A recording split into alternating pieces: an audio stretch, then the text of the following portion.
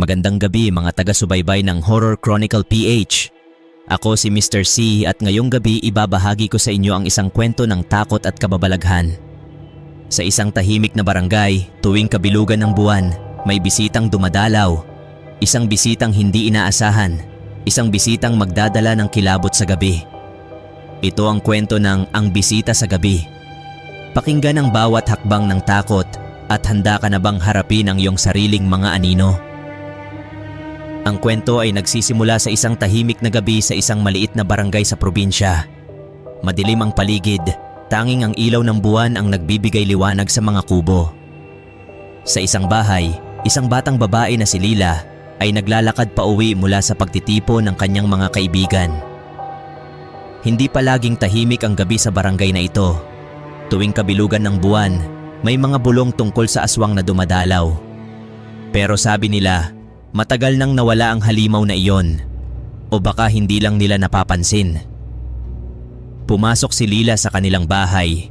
Tanging ang lampara sa kusina ang nagbibigay liwanag.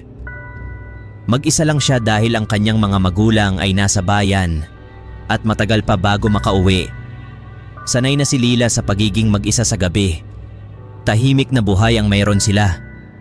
Pero ngayong gabi, may kakaiba.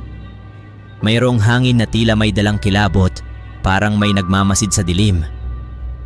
Habang naghahanda siya ng hapunan, narinig niya ang mahina at tila paimpit na iyak mula sa labas ng bahay.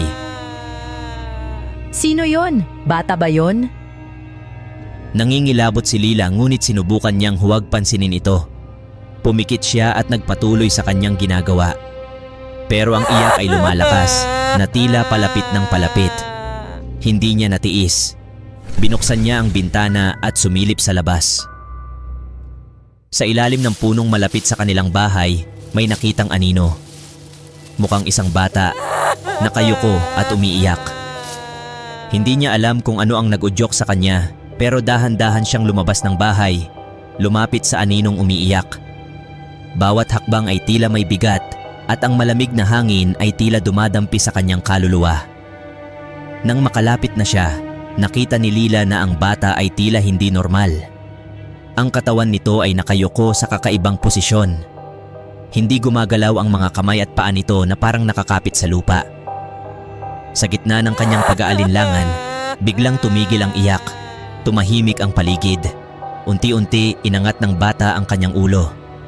Nakita ni Lila ang mga mata nito, pula, walang laman at nakakatakot. Agad na tumakbo si Lila papasok ng bahay. Sinarado ang pinto at nagkulong sa loob. Nanginginig siyang nakasandal sa pinto habang naririnig ang kaluskos ng mabibigat na yapak sa labas ng kanilang bahay. Tila naglalakad palapit ang halimaw. Alam niyang hindi ito basta bata. Alam niyang ang aswang ay nagpapanggap upang makalapit sa kanyang biktima. May malakas na kalabog mula sa bubong. Narinig niyang gumapang ito pababa ng pader, papunta sa bintana. Pilit niyang inilak ang bintana habang ang aswang ay kumakaluskos at tila nangangamoy ng laman. Habang nakalak si Lila sa kanyang kwarto, kinabahan siyang marinig ang mahinang pagtapik sa kanyang bintana. Sa dilim nakita niya ang dalawang pulang mata na nakatitig sa kanya mula sa labas ng bintana. Aswang! Dahan-dahan, nakita niyang bumukas ang bintana kahit na sinarado niya ito ng mahigpit. Ang huling narinig ng mga kapitbahay ay ang malakas na sigaw ni Lila, pero nang puntahan nila ang bahay, wala silang natagpuan kundi ang mga bakas ng dugo. Ang eksena ay nagtatapos sa labas ng bahay. Tahimik, walang kahit anong ingay, habang ang buwan ay nagbibigay liwanag sa madilim na kagubatan. At sa ilalim ng mga puno naroon ang aswang, naghihintay ng susunod niyang biktima. Kung nagustuhan mo ang kwento natin ngayong gabi, huwag kalimutang mag-subscribe sa Horror Chronicle PH. May mga mas nakakatakot pang kwento na naghihintay sa inyo, mga kwentong batay sa ating kultura at mga nilalang na hindi mo inaasahan. Laging tandaan, ang takot ay laging naririyan, nagmamasid sa dilim. Hanggang sa muli mga kapwa ko takot.